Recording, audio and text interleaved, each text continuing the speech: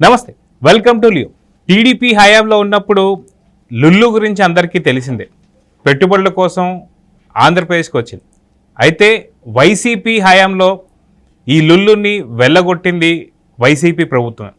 అయితే మళ్ళీ చంద్రబాబు నాయుడు గారు వచ్చిన తర్వాత మళ్ళీ లుల్లు రావడాన్ని ఎలా చూడాలి?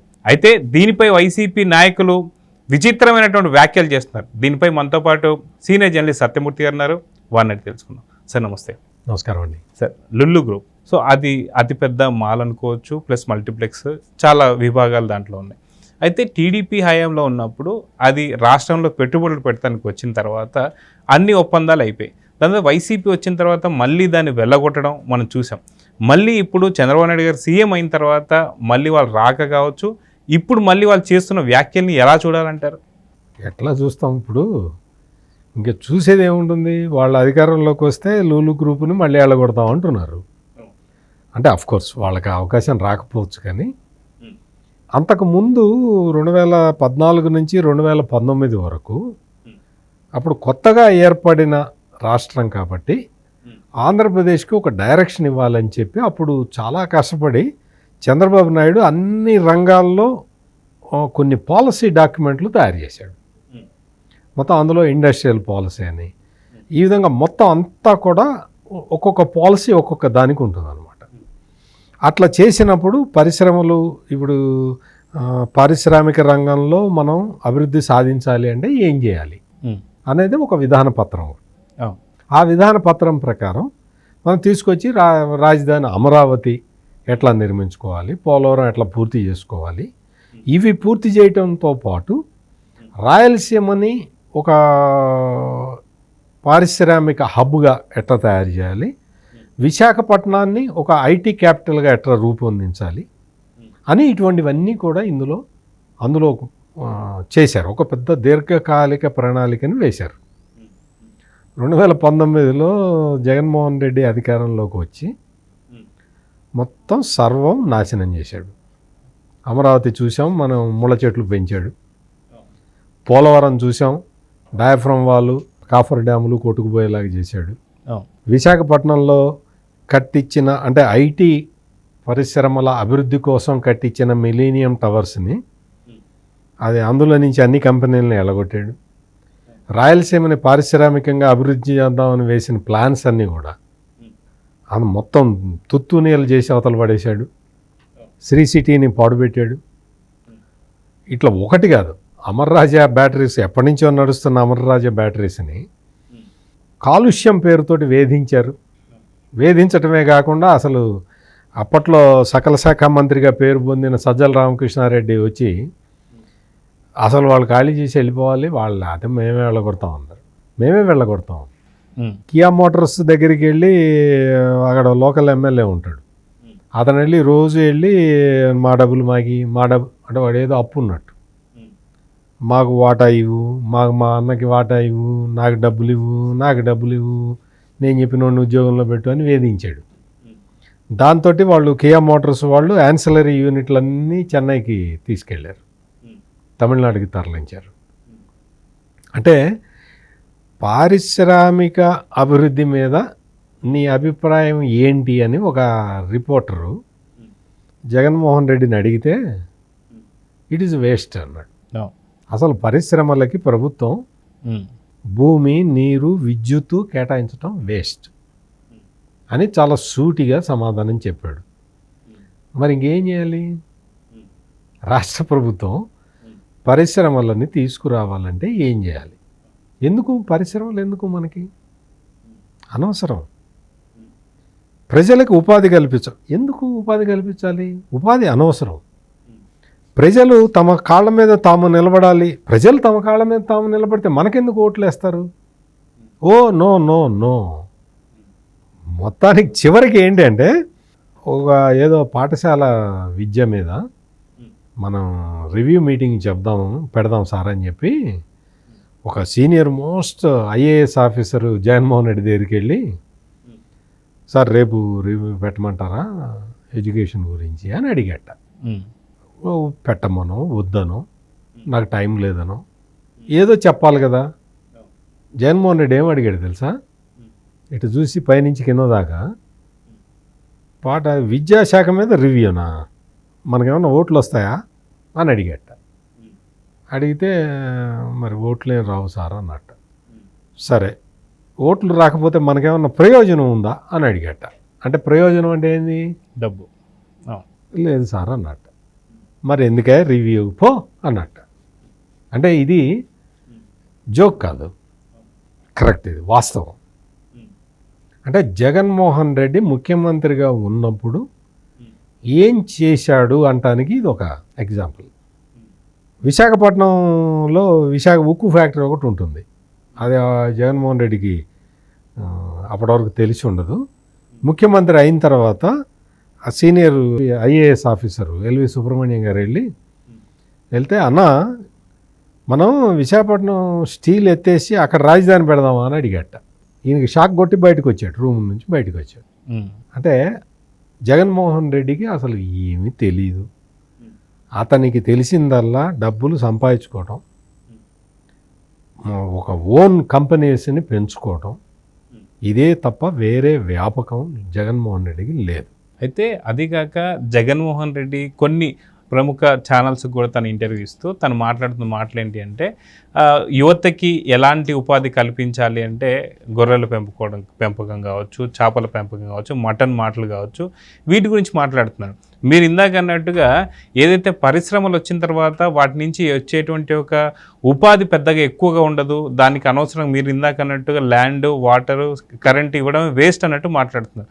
సో ఈ మైండ్ సెట్ని ఎలా చూడాలంటారు? ఆ మైండ్ సెట్ అందుకనే కదా ప్రజలు ఫస్ట్ అర్థం చేసుకోవాలి. అర్థం చేసుకోక 151 సీట్లు ఇచ్చారు. అర్థం చేసుకున్న తర్వాత 11 సీట్లు ఇచ్చారు.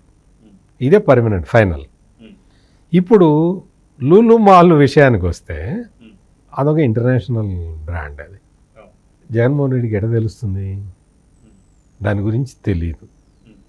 వాళ్ళు ఏంటంటే నువ్వు ఏదన్నా ఒక ఇండస్ట్రియలైజేషను అది ఇది అంటే దానికి తగ్గట్టు ఇన్ఫ్రాస్ట్రక్చర్ కూడా ఉండాలి.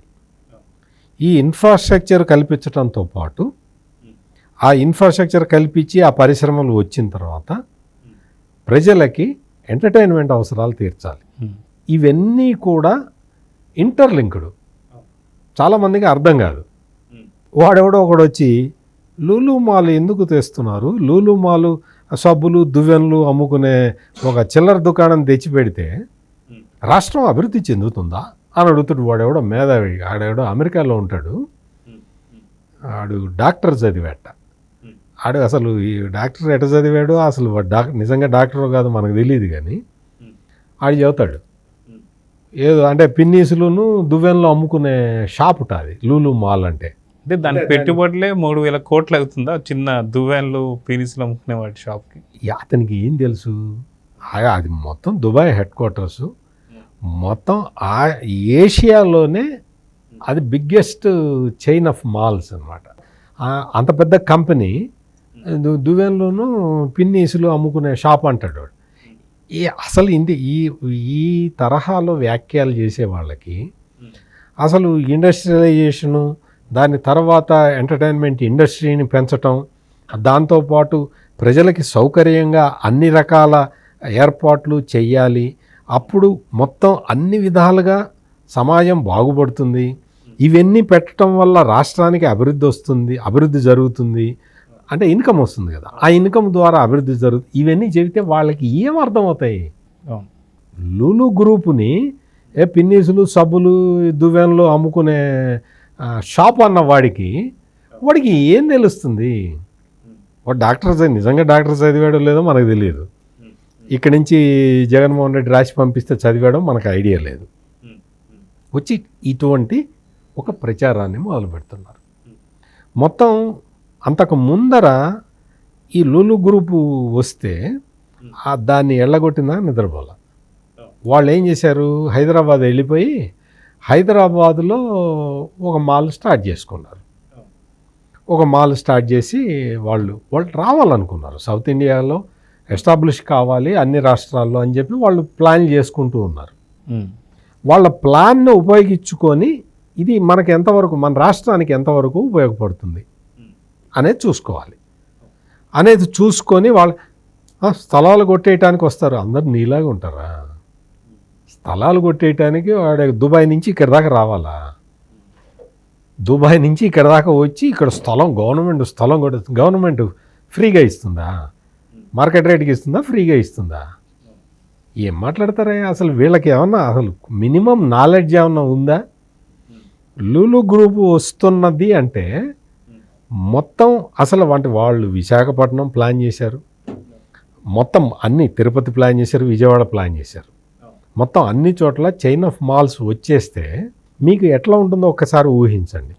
దానివల్ల రాష్ట్ర ప్రభుత్వానికి ఎంత ఆదాయం వస్తుందో ఆలోచించండి, ఎంతమందికి ఉపాధి కలుగుతుందో ఆలోచించండి. అంటే ఇదంతా కూడా ఏంటి అంటే ఒక స్టేట్ గ్రోత్కి ఇవన్నీ ఇండికేటర్లు. ఇవన్నీ కూడా చంద్రబాబు నాయుడు వచ్చాడు కాబట్టి మళ్ళీ ముఖ్యమంత్రి అయిన కారణంగా వీళ్ళందరూ రిటర్న్ వస్తున్నారు. ఇదే జగన్మోహన్ రెడ్డి టైంలో ఎవడు రాలేదు, ఎందుకు? ఉన్నోళ్లే పారిపోయారు. ఎందుకు? ప్రతి దాంట్లో నాకేంటి అంటాడు, నాకు వాటా ఎంత అంటాడు, నీకు వాటా ఏంటి? ఇప్పుడు అట్లా చంద్రబాబు అట్లా అడగడు కదా.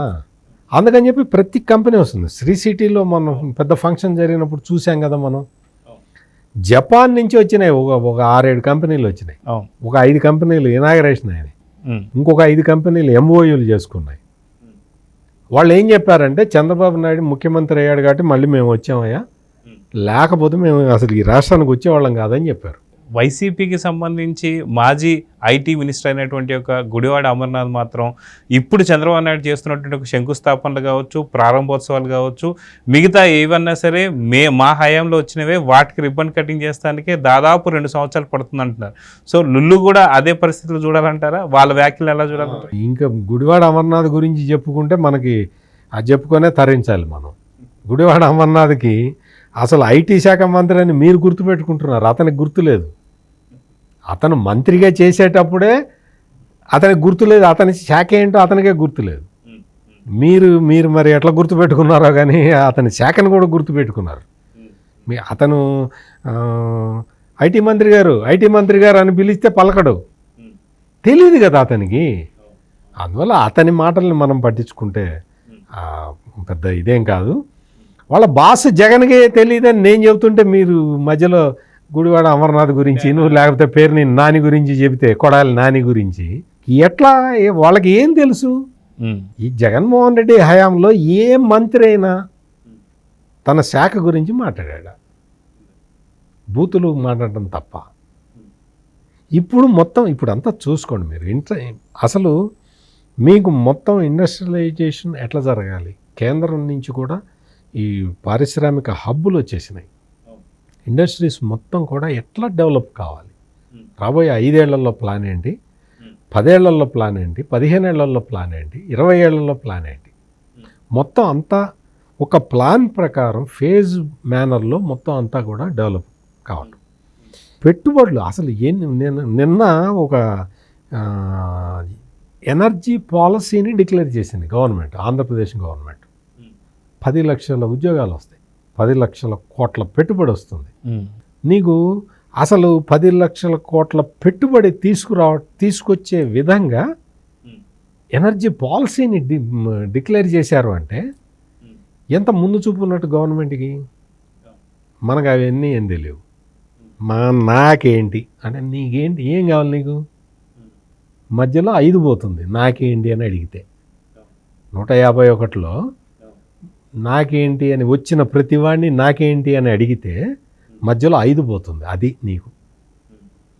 ఇక్కడ మొత్తం లులు గ్రూప్ అనేది రావటం అనేది అది దాంతో మొత్తం అంత స్వర్గతుల్యం అయిపోతుందని కాదు. లులు చైన్ వచ్చింది అంటే కన్జ్యూమర్ మార్కెట్ మొత్తం కూడా వైబ్రేట్ అవుతుంది. మొత్తం కన్జ్యూమర్ మార్కెట్ మొత్తం వైబ్రేట్ అవ్వటము అంటే దాని అర్థం రాష్ట్ర ప్రజలకి కొనుగోలు శక్తి, తద్వారా రాష్ట్ర ప్రభుత్వానికి ఆదాయము, దీంతోపాటు లులు మాల్స్లో ఎంప్లాయ్మెంటు, వీటితో పాటు ఎంటర్టైన్మెంటు, ఇవన్నీ కూడా వచ్చేస్తాయి. లులు మాల్ రాగానే పేదరికం అంతా మాయమైపోతుందని కాదు. లులు మాల్ని ఉపయోగించుకుంటే దానివల్ల అభివృద్ధి జరుగుతుంది. టూరిజం ప్రాజెక్టులన్నీ జగన్మోహన్ రెడ్డి సర్వనాశనం చేసి పెట్టాడు. ఇప్పుడు చంద్రబాబు నాయుడు వచ్చిన తర్వాత మళ్ళీ టూరిజం ప్రాజెక్టులన్నీ బయటకు తీస్తున్నాడు. టూరిజం ఏంటది? ఆ టూరిజం వల్ల ఏమొస్తుందండి అంటే ఏమి రాదు. నువ్వు టూరిస్ట్ స్పాట్లన్నిటిలో గంజాయి అమ్మావు. చంద్రబాబు నాయుడు వాటన్నిటినీ క్లీన్ చేసి టూరిజాన్ని ప్రమోట్ చేస్తున్నాడు. అది చంద్రబాబు నాయుడుకి నీకు ఉన్న తేడా. టూరిజం వల్ల ఏంటంటే సర్వీస్ ఇండస్ట్రీలో, సర్వీస్ సెక్టార్లో గ్రోత్ రేటు బాగా వస్తుంది, ఎంప్లాయ్మెంట్ జనరేషన్ బాగా ఉంటుంది, పెట్టుబడులు పెట్టేవాళ్ళు పరిగెత్తుకుంటూ వస్తారు. ఆంధ్రాకి మొత్తం ఎస్సెట్ ఏంటంటే తీర ప్రాంతం. తీర ప్రాంతాన్ని ఒక ఎస్సెట్ లాగా ఉపయోగించుకొని రాష్ట్రం అభివృద్ధి చెందాలి. అంతేగాని తీర ప్రాంతాన్ని గంజాయి స్మగ్లింగ్కి వాడుకోకూడదు. తీర ప్రాంతంలో మేము ఓడరేవులు కట్టాము. ఏం కట్టాము నువ్వు ఓడరేవులు? అదంతా సెంట్రల్ గవర్నమెంట్ పాలసీతో వచ్చినవి అవి. అంటే మొత్తం అసలు తీర ప్రాంత అడ్వాంటేజ్ ఏంటో తెలియదు. తీర ప్రాంతము అనగానే అక్కడ బోట్లన్నీ పెట్టుకొని ఆ బోట్లలో గంజాయి పెట్టుకొని వాళ్ళందరూ కొట్టుకొని మొత్తం తగలబడితే బోట్లన్నీ తగలబడిపోతే అది జగన్మోహన్ రెడ్డి చేసే డెవలప్మెంట్. చంద్రబాబు నాయుడు అట్లా కాదు కదా చేసేది. అక్కడ తీర ప్రాంతం అభివృద్ధి, బీచ్లు, బీచ్ రిసార్ట్స్, వీటితో పాటు ఆ తీర ప్రాంతాన్ని అభివృద్ధి చేయటానికి సముద్రం నుంచి వచ్చే ఉత్పత్తులు ఇప్పుడు కొత్తగా వస్తున్నది, హైడ్రోకార్బన్స్ బయటికి తీస్తున్నారు. అటువంటివన్నీ గ్రీన్ ఎనర్జీ. అసలు ఇటువంటి పేర్లు జగన్మోహన్ రెడ్డికి తెలిసే అవకాశం కూడా లేదు. ఇప్పుడు కొత్త కాన్సెప్ట్ ఈ ఇంధన రంగంలో అసలు మనం చూస్తుండగానే మొత్తం మారిపోతుంది. అటువంటి అద్భుతమైన పాలసీలు వస్తూ ఉన్నాయి. ఆంధ్రప్రదేశ్కి ఒక హోప్ అయితే కనపడుతూ ఉన్నది. ఆ హోప్ని ఈ సైకో మూకలు ఎంత చెదరగొట్టాలన్నా చెదరగొట్టే వీలు లేని విధంగా చంద్రబాబు నాయుడు పాలసీలకి రూపకల్పన చేస్తున్నాడు. సో చూద్దాం సార్, ఖచ్చితంగా వైసీపీ చేసేటువంటి ఒక ఫేక్ ప్రచారాలు మాత్రం ఏపీ ప్రజలు ఎవరు నమ్మడం లేదు. ఖచ్చితంగా లుల్లు లాంటి ఇంకా మంచి మంచి షాపింగ్ మాల్స్ రావాలని అయితే కోరుకుందాం. నమస్తే. నమస్కారం అండి.